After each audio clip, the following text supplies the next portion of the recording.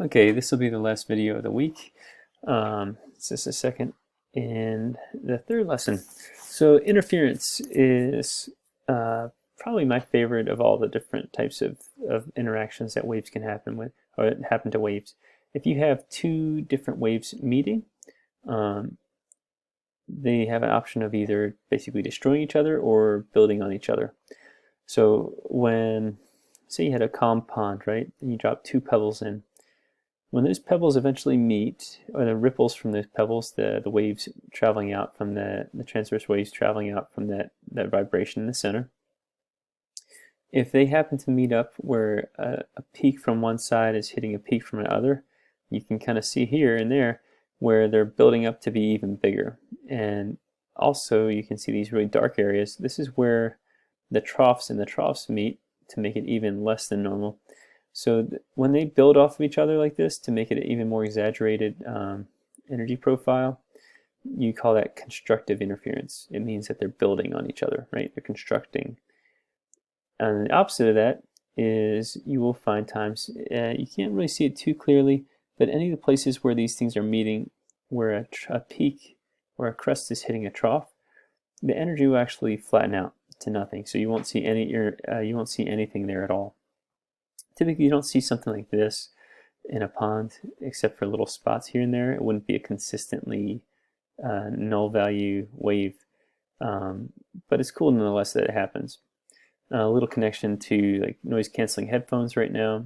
A lot of people are trying to get them because of all the background noise.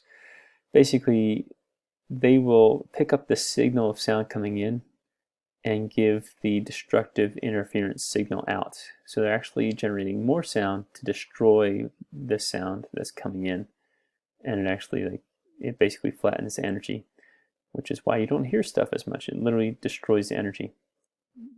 It doesn't destroy the energy, it just destroys the wave profile.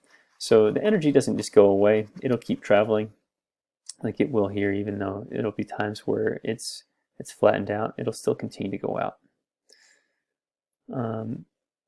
This is another way of looking at that same thing. You have crests and crests, and troughs and troughs. These are places of constructive interference. It's the places where it normally would be rippling out, where it's not. These places like here and here and here, where the crests of one set of waves is hitting the troughs of the other, and we call it destructive interference. And there's something called a standing wave. So for guitars and other stringed instruments, you might have a stoppage on one side and the other. Say this is the top of the guitar and here's the very bottom of it, right? If you were to pluck that string, it would go up and down. But we don't always plug it from the center, so we plug it from over here, right? It doesn't really matter where we're plucking it from. It'll go up and down. That wave is going to bounce off of that edge and then come back again. And what it looks like is this. It will actually bounce off of here, and because it's bouncing off in the other direction, it also causes this secondary wave to form and bounce back and forth. And honestly, when you pluck in a stringed instrument like a guitar or a cello, you end up having multiple vibrations happening at the same time. So this represents one frequency, this represents another frequency, and yet another frequency. So if you ever heard of a stringed instrument and it sounds beautiful, it actually is playing multiple tones at the same time. And even those frequencies, the waves that come off of the guitar strings or whatever instruments, will cause destructive interference and constructive interference at the same time. These places where you have destructive interference are called nodes. It's not just on strings, it's on anything that has a standing wave, something that goes back and forth between two different boundaries. Harmonics, if you've ever played them on instruments before, are these nodes. So it starts out at the ends, and then you have it in the middle, and here, and then from there it cuts into fourths, which keeps this node and then puts another node right here. That's basically, if you understand instruments and you've played an instrument before, you recognize it's not just halfway, it actually starts to go by thirds, then by quarters, then by fifths and fourths and all that kind of stuff. Really cool. What's also really cool is that radio communications, we have started to master this interference, and we can actually manipulate it. We can send out signals that interfere with the amplitude of a wave. And basically, when you do that, it's called a modulation.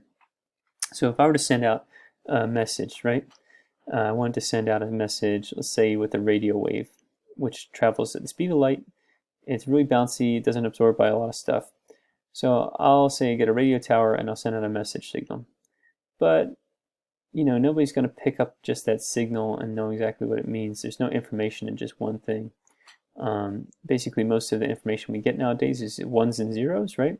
So if we wanted to say Wi-Fi, send ones and zeros across light, you can't just send this. You have to send something that creates pulses. So they send a modifier wave, the carrier signal, which basically the constructive interference and destructive interference with these things will create a wave, a new wave basically, that is amplitude modified. And if you've ever heard of that before, that's what AM radio is, amplitude modified light waves, radio waves.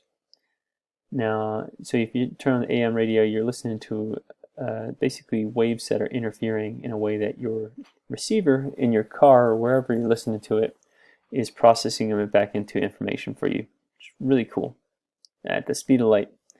And then frequency modification, you can guess, is FM radio, which is used for a whole bunch of different things too. It's not just FM radio that you listen to. Frequency modulation is used to send information in other ways as well. And we're always figuring out new ways of using interference to send signals with light.